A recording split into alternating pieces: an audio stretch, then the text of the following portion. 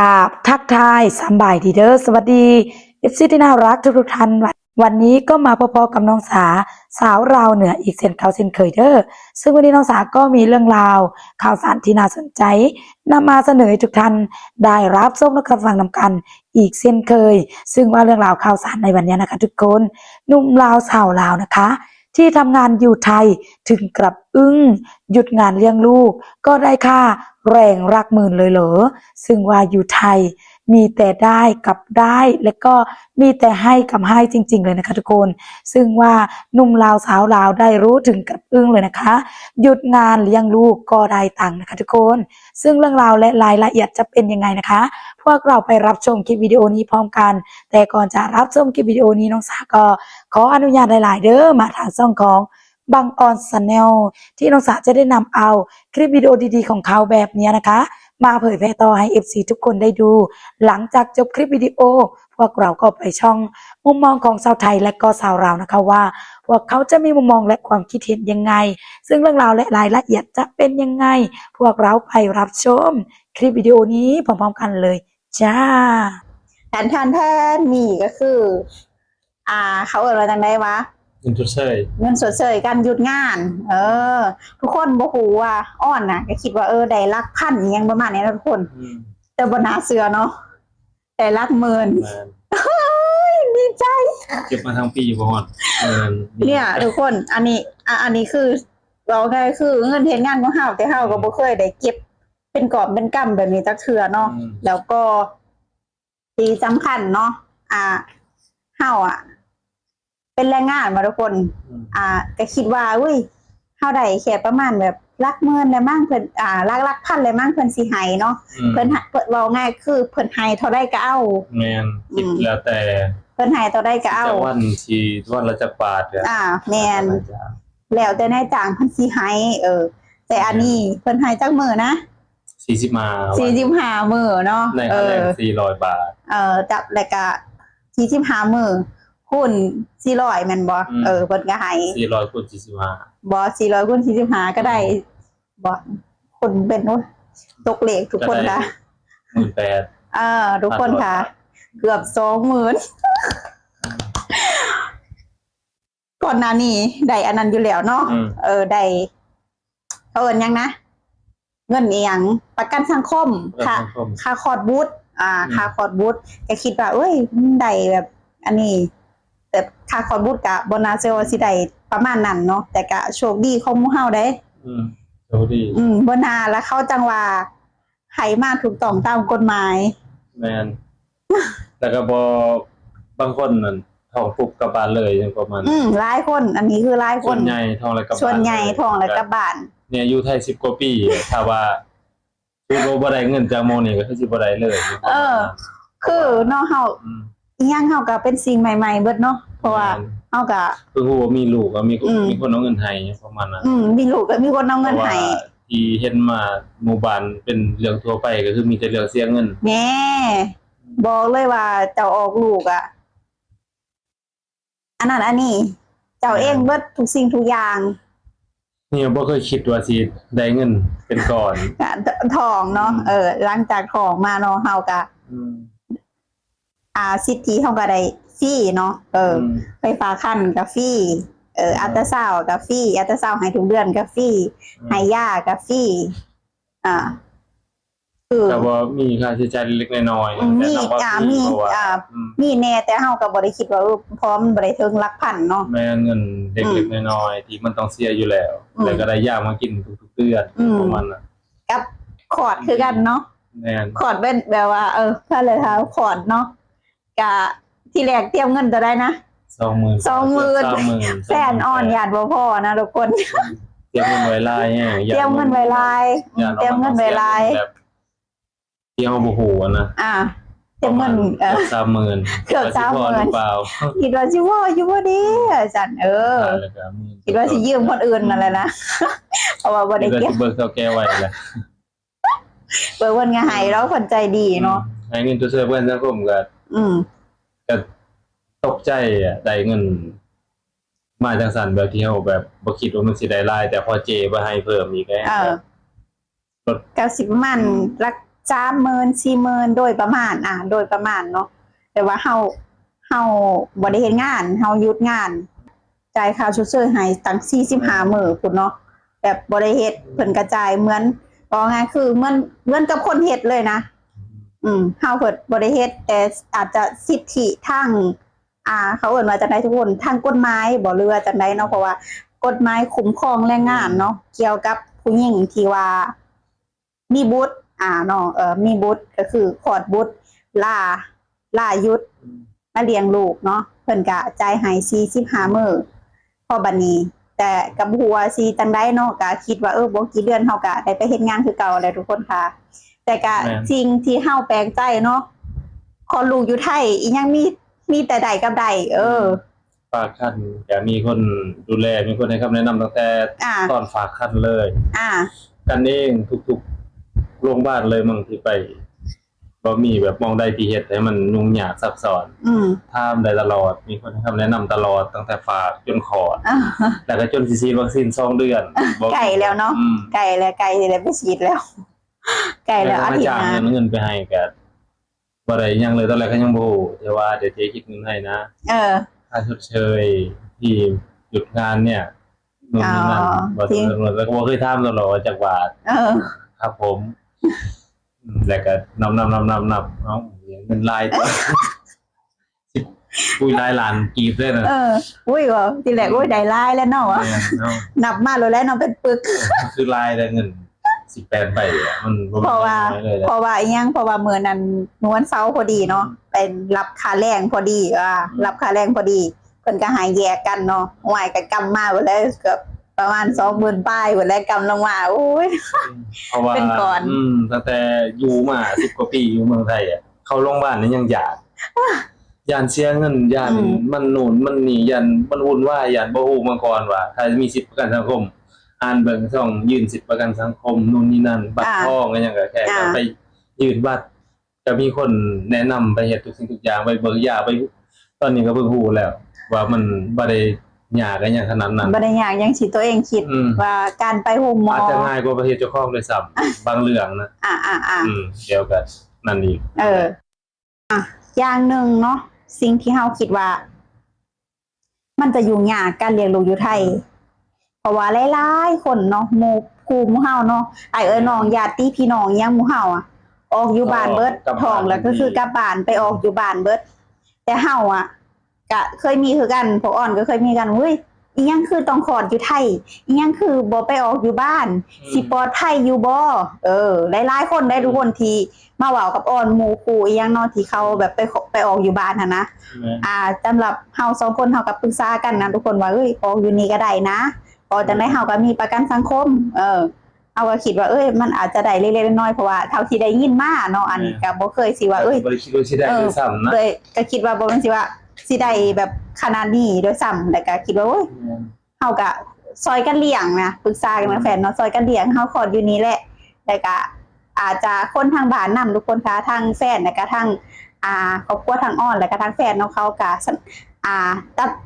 บอกไงคือยอมรับการตัดสินใจของพวกเฮา2คนเนาะพวกเฮา2คนก็คิดว่าออกอยู่นี่แหละพอเฮาออกแล้วเฮาก็พอเฮาได้เฮาก็บอกได้บัดนี้ว่านี่เด้อทางบ้านกันเนาะอุ้ยได้ปานนั้นผู้บ่ทางบ้านได้เงินออกได้ก็ได้เงินก็ได้แล้วได้100,000นี่แม่แต่ไปเบิ่งกฎหมายคร่าวๆมันได้แค่2 คนเนี่ยได้แค่2 คนเนาะในประกันสังคมแม่นมันได้แค่2 คนบ่แม่นว่าสิเอาแต่ลูกคือสินะสิได้เงินเอาคือสิบ่ได้อันบ่แม่นเนาะจริงๆมันเป็นต่างดาวเขาให้เงินเล็กๆน้อยๆหรือบ่ให้เลยก็บ่ได้คิดว่ามันสิบ่ดีมองได้เลยเพราะว่าสำได้งานเฮ็ดมีเงินกินซอยเรือจุดเรือครอบครัวอยู่ประเทศเพิ่นเนาะดีแล้วบ่ว่าไปทางอื่นมันสิได้จังซี่บ่ว่าดีก็คือสิทธิคือหลายๆ PTFC คนคอมเมนต์มาบอกหั่นแหละที่ออนลงคลิปไปเพิ่นก็บอกว่าสิทธิแทบจะเท่าเทียมกับคนไทยเลยได้สิทธิประกันสังคมของต่างดาวเพิ่นว่าแทบจะเท่าเทียมกับคนไทยเลยได้เพราะว่าเขาอันนั้นไฮเบิร์ดหั่นนะเขาอันนั้นไฮเบิร์ดบ่ว่าทั้งประกันบ่ว่าทั้งนายจ้างเนาะเขาก็อันนั้นดูแลเฮาอย่างดีเฮาคิดว่าก็แม่นดีเบิดก็คือต่อไปก็คือสิได้บอก ญาติพี่น้องหั่นแหละว่าเอ้ยคลอดอยู่นี่แหละ แม่ บ่ได้เสียรายปานนั้นแล้วก็เข้ามาถูกต้องตามกฎหมาย 7 เดือนก็ครับระบาดต้องครับ เมื่อ ที่เราปลอดภัยที่จริง น้องเนาะล่าสุดน้องเฮา บ่ได้อันตรายจังได๋มีหน่วยงานที่มาที่เขาเชี่ยวชาญอยู่แล้วคอยดูแลและยื่นประกันสังคมสำนักงานประกันสังคมเองกับกันเอง อันนี้คือไปยืน บ่ เอ ได้ ง ซับซ้อน บ่ เล ได้ ย ไป แค่ไปนู่นนี่นั่นก็ไปเอกสารตามเรื่องตามราวยื่นสิทธิ์นู่นนี่นั่นเฮ็ดไปแค่แบบผมเป็นคนขี้เกรงใจอยู่แล้วยกมือไหว้ก่อนเลยทำขอโทษตลอดเวลาจนแบบเขาไม่ต้องขอโทษไม่ได้ทำอะไรผิด เฮาบ่ฮู้เนาะ แม่นเฮาบ่ เออ เฮาอยากไปก่อน เฮา ย่านแต่อย่างหนึงที่เฮาก็คือเฮากล้าถาม แม่นกล้าทำไว้ ก ก่ ล้า อน ถามกล้านั้นเพิ่นก็ดีอย่างหนึงเนาะแล้วก็สิ่งที่ว่านั้นก็คือสิ่งที่เฮา ที่เฮายานมาตลอดมันก้าวข้ามไปได้แล้ว มันก้าวข้ามไปหลาย มันบ่ได้ซับซ้อน และเฮาก็สามารถบอกแบบผู้ใดก็แล้วแต่ที่เขามาถึงต้องตามกฎหมายเนาะที่ว่าเฮ็ดประกันสังคมได้เฮาก็สิแนะนำว่าเอาอยู่นี่แหละบ่เป็นหยังดอก แม่น เพราะว่าพี่ๆเนาะพี่ๆพยาบาล แม่ พี่ๆท่านหมอเพิ่นเนาะคุณหมอคุณยังเพิ่นดูแลอย่างดียังดูแลอย่างใกล้ชิดทั้งเฮาและก็ทั้งลูกเนาะเขาดูแลอย่างดีเนาะแล้วก็การออกลูกบ่ได้ยุ่งยาก มันมีหยังอยู่ว่าแล้วมีเบอร์ให้ พอดนู่นนั่นโทรไปถามได้ตลอด เออ นี่เคยมีประสบการณ์กับตัวเองบ่ได้ยุ่งยาก บ่ได้ยุ่งยาก เพียง แล้ว แต่ ก็ บ่สบายใจเป็นเรื่องของเฮาอยู่แล้ว แม่ เป็นอย่างที่เป็นห่วงลูกเป็นห่วงเมีย อ่า เรื่องปกติ เพราะว่าอยู่บ้านออกธรรมศาสตร์มันจ้องตากันตอนลูกออกเลยนะมัน อันนี้คือบ่ให้เห็นเนาะเขาบ่เห็นเพราะว่า อันนี้บ่ให้ มันหลายคน บ่ให้เยี่ยม อ่า ช่วงคลอดแล้วหั่น อืม มื้อละ15นาที2เทื่อ แค่นั้นแหละ ใกล้ดันกับอันนั้นเบิดเนาะ แม่นบ่มีหยังยากเลย แล้วก็ที่เฮาได้นี่ก็คือได้ได้3หรือได้2นี่นะมั้ง3ประมาณโดยประมาณก็2ประมาณ 30,000 กว่าประมาณเนาะโดยประมาณนะเพราะว่าจากนายจ้างนำและก็จากประกันสังคมนำก็ถือว่าโชคดีเนาะเฮาก็เอามาซื้อแพมเพิร์ส เปิดสื่อ จะไปเปิดซื้อนมมียัง เป้ ได้หลายอย่างเนาะของเด็กหน่อยนะทุกคนค่ะ มียังหลายอย่างแต่ว่าพาราได้หลายนี่ แบ่งเบาภาระได้หลายเนาะเฮาบ่อยากคิดเลยว่าถ้าเฮามาออกอยู่บ้านนะเฮาสิเป็นจังได๋ ปานนี้เงินเบิดแล้วจุดนี้ใครเข้าใส่แล้วเขาหน้าก็บ่ได้เฮ็ดอีกแล้ว เขาจะได้หน้าก็บ่ได้หน้าก็บ่ได้เฮ็ด อาจจะ นี่ ใส่ผ้าอ้อมสีผ้าสินพ่อแม่ของเก่ามาใส่ โชคดีหลายเติบทุกคนค่ะเนาะโชคดีแฮงที่เฮาได้มาเฮ็ดงานอยู่ตรงนี้เนาะ แม่น เปิดโอกาสคือประเทศไทยคือเปิดโอกาสให้เฮาเฮ็ดงานพร้อมแล้วก็เฮ็ดงานหารายได้เนาะแล้วก็สามารถให้เฮาคลอดบุตรแล้วก็มีเงินให้เฮากินพร้อมจ่ายไปค่าคอร์สค่าใส่จ่ายตรงนั้นตรงเดียวก็ได้คืนมาต้องหยาด บา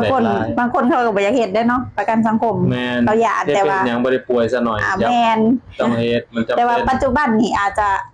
เขาอันนั้นละมั้งเนาะเขาให้เฮ็ดทุกคนละมั้ง แม่นกฎหมายบังคับต้องเฮ็ดทุกคนละมั้งถ้าจะหมด ก็โชคดีก็ดีเลยแหละเฮ็ดไปเถอะ แต่ก็ดีแหละเกิดอุบัติเหตุรายงานนี่ยังมันค่าใช้จ่ายมันแพงถ้าบ่มีประกันสังคม แม่นแพงได้หลักพันขึ้นไปพุ่นนั่นแหละทุกคนค่ะน้องหมู่เฮามื้อนี้น้องหมู่เฮาก็มาแชร์เนาะประสบการณ์ที่เฮาขอรู้อยู่ฝั่งไทยว่าเฮาได้สิทธิอีหยังแล้วก็เฮาเว้าง่ายคือหนุ่มลาวสาวลาวเนาะเฮาก็บ่คิดว่าสิมันได้ขนาดนี้ถ้าอยู่บ้านเฮาถามว่าได้บ่ฮึบอกเลยว่าบ่ได้ทุกสิ่งทุกอย่างเฮาออกเองเบิด ยังบ่ซ้ำกันสังคมคือยังอยู่บ่ แม่นบ่ฮู้พร้อมเนาะว่าประกันสังคมคืออิหยังเพราะเฮามาเฮ็ดงานอยู่นี่แล้วเฮาได้ฮู้แล้วก็ได้ฮู้ว่าเฮ็ดประกันสังคมแล้วก็มีค่าคลอดบุตรแล้วก็ค่าหยุดงานแล้วก็ค่าอาหารค่านี้เนาะหลายอย่างสิ่งที่เฮายังบ่ฮู้นำเลยทุกคนค่ะเนาะนี่แหละหมู่เฮาก็มาแชร์เนาะว่าส่วนมี PFC ผู้ใดถ้าพี่ๆคนใดที่มีความคิดเห็นจังไดก็อย่าลืมมาคอมเมนต์บอกพวกเฮานำเด้อจ้าเนาะพวกเฮาก็บ่ได้ว่าสิมีความรู้มากมายนะบ่มีความรู้มั่วเอาถามเอาแล้วก็หาข้อมูลจาก PFC นำแล้วก็หาข้อมูลจากประสบการณ์นำเนาะเฮาก็จากบ้านจากเมืองมาใกล้เนาะเฮาก็มาอยู่นี่10กว่าปีแล้ว2คนมาอยู่นี่10กว่าปีแล้วเนาะแม่นอยู่แต่นั้นหน่อยจนปัจจุบันนี้ได้ลูก มีลูกคนนึง ได้ลูกได้เมียได้ลูกได้เมียแล้วนะทุกคนค่ะเนาะคันนี้ยังก็คอยแนะนำหมู่เฮาในเด้อจาก PPC ค่ะ จ จบไปแล้วนะคะทุกท่านสำหรับคลิปวิดีโอโอ้โหในเพื่อแรงงานลาวนะคะทำงานอยู่ที่ไทยเขาก็ได้พูดแบบนี้นะคะทุกคนซึ่งว่าเขาก็ได้พูดว่า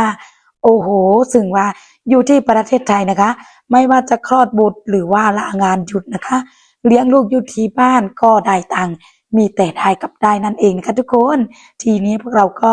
มาส่องมุมมองบ้างนะคะว่าพวกเขาจะมีมุมมองและความคิดเห็นยังไงซึ่งท่านแรกเขาเอาไว้ว่าเข้ามาทำงานแบบถูกต้องตามกฎหมาย MOU มีประกันสังคมถูกต้องแรงงานทุกคนมีสิทธิ์รับและเข้าถึงการรักษาพยาบาลเทียบเท่าคนไทยทุกคนแล้วมุมมองของคนถัดมาการทำเอกสาร